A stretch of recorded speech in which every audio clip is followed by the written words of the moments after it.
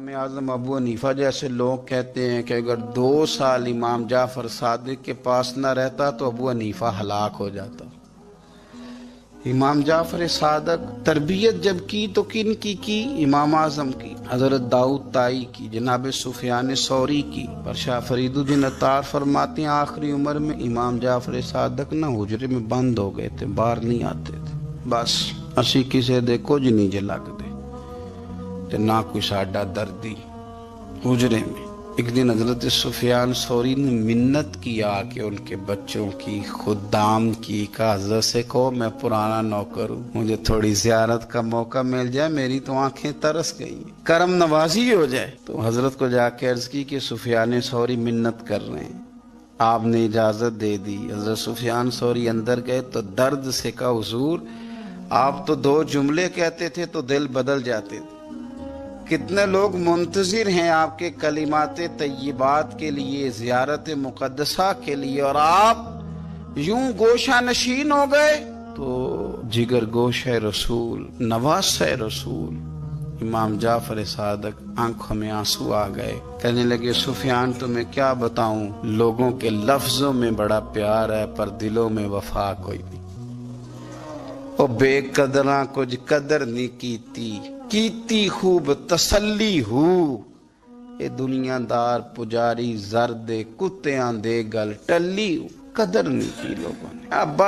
اب میں اپنا آخری وقت اپنے رب رسول کے ساتھ گزارنا چاہتا ہوں۔ لوگوں کے لفظوں میں بڑی وفا ہے پر دلوں میں ان کے وفا، امام جعفر صادق جیسے لوگ چھپ گئے۔ ہم اپنے رویوں سے اگر ان چیزوں کو نکالیں گے، دلوں کو صاف کریں گے، تو بڑے بڑے قیمتی وجود ہیں جن سے ہمارا رشتہ قائم رہے گا۔ لیکن اگر حسد کی، عداوت کی، بغض کی یہ بھٹیاں جس طرح تپ رہی ہیں آج معاشرے میں، یہ تپتی رہیں تو بڑے بڑے لوگ ہیں جو منظر سے ہٹ جاتے ہیں، مقابلہ نہیں کر پاتے لوگوں کی عداوتوں کا۔ رب کریم کا بندہ صاف دل ہوتا ہے، وہ حسد بغض عداوت کا مقابلہ نہیں کرتا، وہ کونے میں ہو جاتا۔ وہ کہتے میں اس دوڑ والا نہیں ہوں، اس لیے کہ اللہ کے بندے تلوار کے ساتھ تو میں بڑی بات کرنے لگا ہوں، اگر آپ کی سمجھ میں آ گئی تو رب کے بندے تلوار سے تو لڑائی کر لیتے ہیں، پر منافق کے نفاق کے ساتھ مقابلہ کیسے کریں؟ وہ کس طرح اپنے آپ کو منافق بنائیں؟ وہ کس طرح کر کے اس جگہ پہ آ کے سازش کریں جہاں چھوٹے لوگ سازش کرتے ہیں، پھر وہ بچنے لگ جاتے ہیں۔ یہ دور ہی نکتہ چی ہے، کہیں چھپ کے بیٹھ جا، جس دل میں تو مکی ہے وہیں چھپ کے بیٹھ جا، پھر وہ لوگ نکل جاتے ہیں۔ اور نبی پاک صلی اللہ علیہ وسلم نے فرمایا علی کا بغض نفاق ہے، علی کا بغض نفاق ہے، منافق ہونے کی علامت ہے، اور فرمایا علی کا پیار ایمان ہے۔ علی کا بغض کتنی بڑی بات ہے، علی کا بغض نفاق ہے اور علی کی محبت ایمان ہے، علی کا پیار علامت ایمان ہے۔ 2-3 قسم کے گروپ بن گئے۔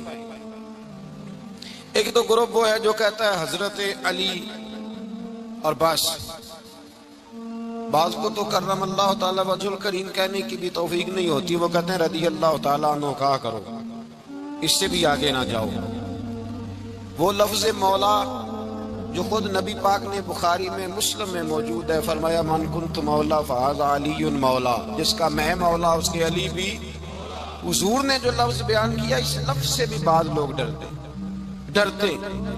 کہتے ہیں نہیں یہ لفظ نہیں بولنا، یہ نہیں کہنا، ہم نے مسئلہ بن جائے گا۔ کچھ سرے سے اس قدر زیادہ معاذ اللہ تعالی اپنی طبیعتوں کو بوجھ سمجھنے لگے کہ انہوں نے کہا حضرت علی، اور پھر اس سے زیادہ کسی اور بات کو بیان کرنا مناسب نہ سمجھا۔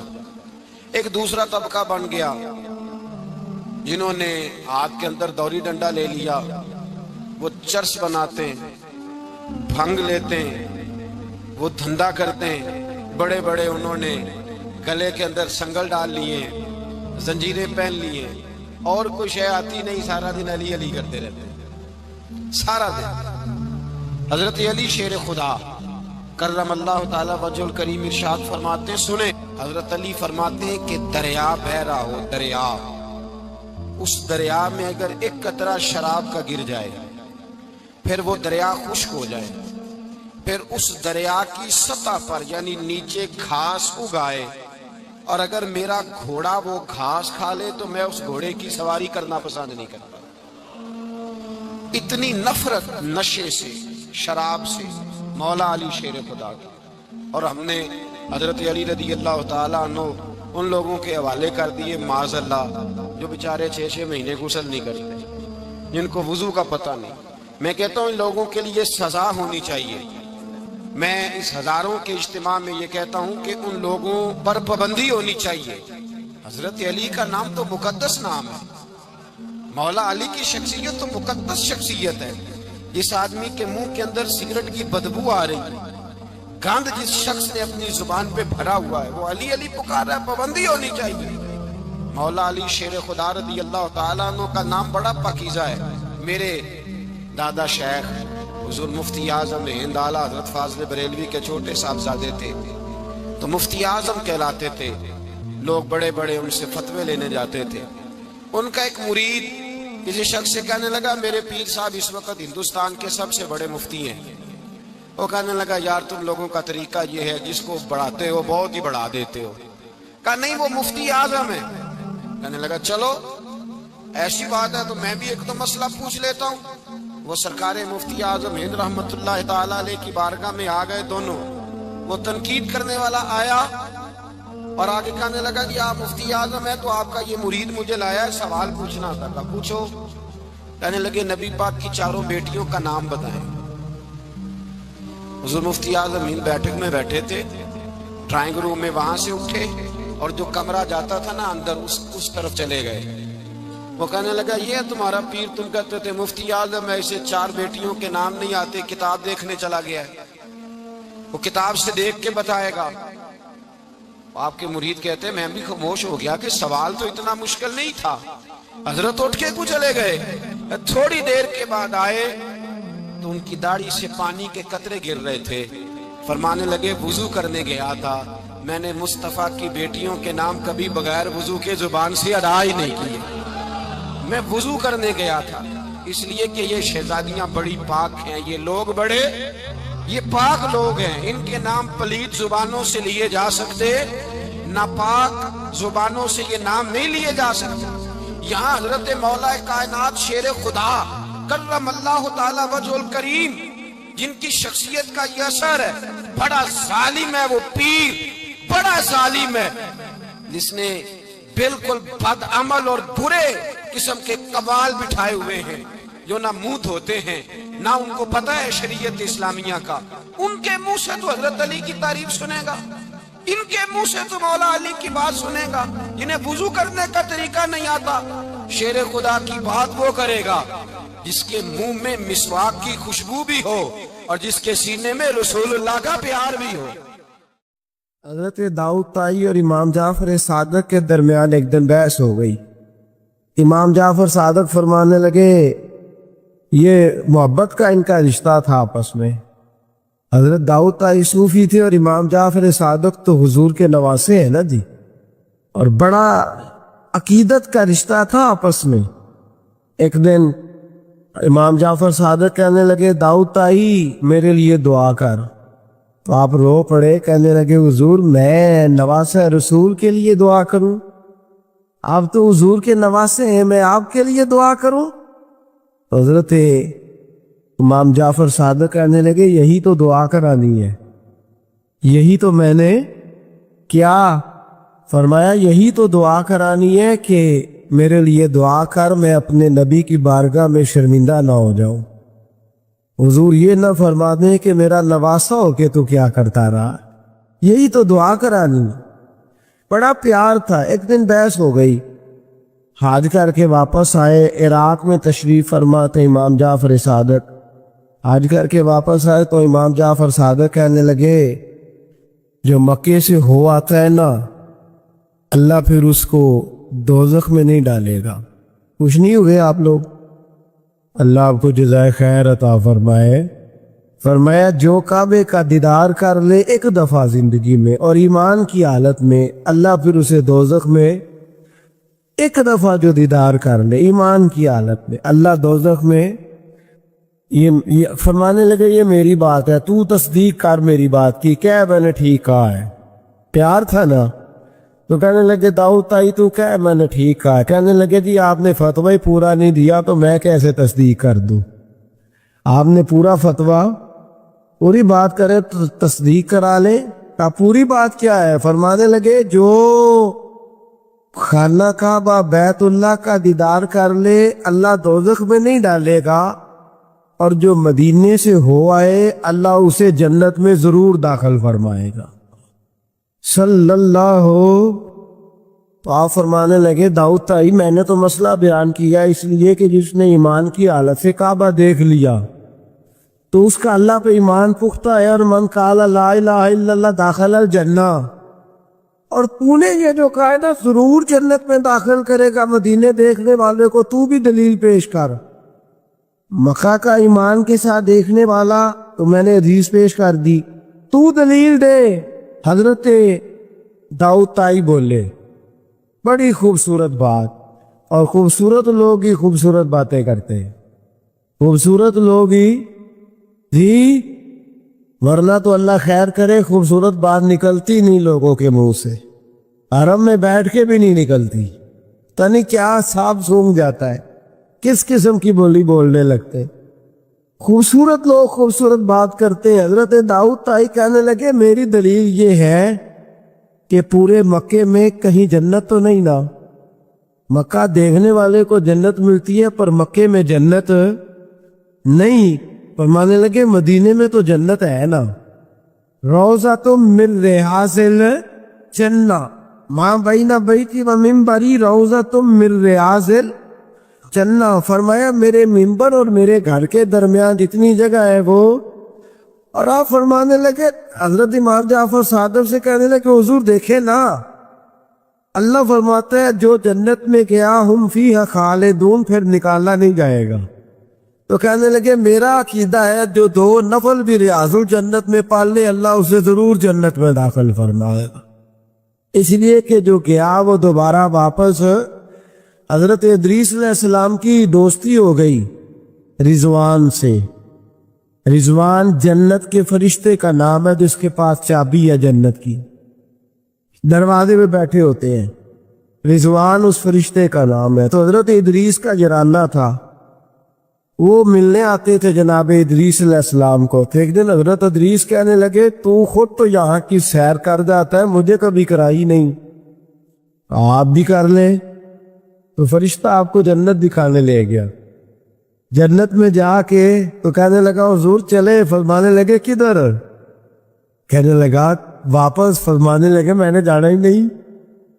اس نے کہا کیوں؟ فرمانے لگے اللہ فرماتا ہے ہم فیہا خالدون، جو جنت میں آئے گا نکالا نہیں جائے گا، تو کیسے مجھے نکال سکتا ہے؟ کہنے لگے جناب آپ نے سیر کا کہا تھا۔ فرمایا سیر ہی ہے یہ، اس لیے کہ جنتی ساری عمر ہی سیر کریں گے، وہ سیر ہی کریں گے، سفر تو تھکا دیتا ہے بندے، یہ سیر ہی ہے۔ اب وہ فرشتے پریشان ہوئے تو رب کریم نے فرمایا او فرشتے تیرا اور اس کا جرانہ بھی میں نے لگوایا تھا، اور اس کو جنت کی سیر پر آنے کی خواہش بھی میں نے ہی پیدا کی تھی، اور تو کون ہوتا ہے میری بغیر اجازت دروازہ کھول سکے؟ بلوایا بھی میں نے ہی تھا، اور یہ جو میں نے کہا نا آٹھتا یہ توفیق بھی میری ہوئی ہے، میری طلب بھی تو تیرے کرم کا صدقہ ہے۔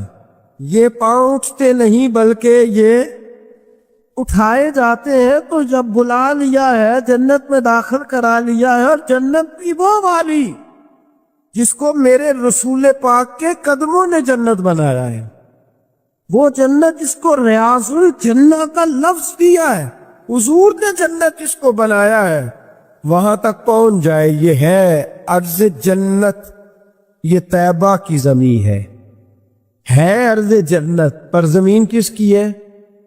کیسا عجیب معاملہ ہے، یہ ہے ارض جنت، یہ طیبہ کی زمین ہے، جنت بھی یہیں، کیونکہ مال کے جنت بھی یہی ہے۔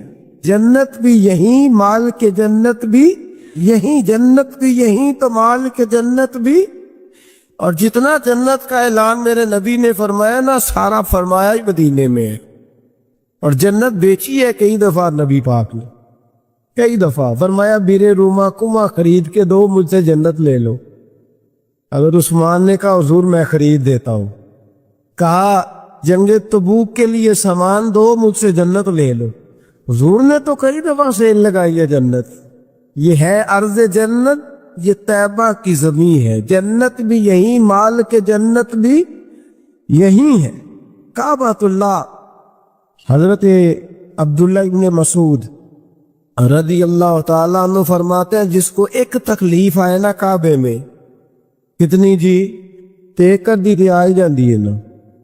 میرے ورگے ہمیشہ دے تھکے بندے، ایک آدھ تکلیف تو بخار آ گیا، پیر میں درد ہونے لگ گیا، کوئی تکلیف تو آ ہی جاتی ہے. فرماتے ایک تکلیف اگر تجھے حرم مکہ میں آئی نا، ایک، اللہ تیرے 80,000 سال کے گناہ معاف فرما دے. کتنے؟ 80 100 نہیں، میں نے سوچ سمجھ کے جملہ کہا.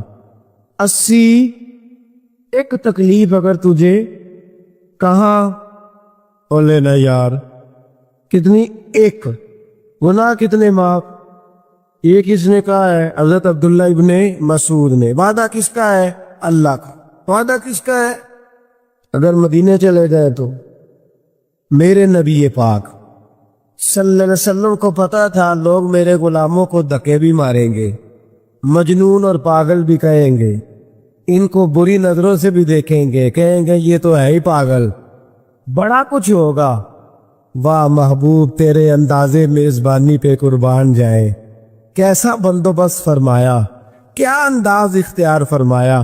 فرمایا تم میں سے جو کوئی مدینے آیا وہ میرا مہمان ہے. کوئی مدینے مکے میں ایک تکلیف پہنچی تو 80,000 سال کے، اور یہاں مدینے میں واہ کیا جود و کرم ہے شاہ بطحہ تیرا. واہ دیکھے اعلیٰ حضرت لفظ کیا کہتے، واہ کیا جود و کرم ہے شاہ بطحہ تیرا.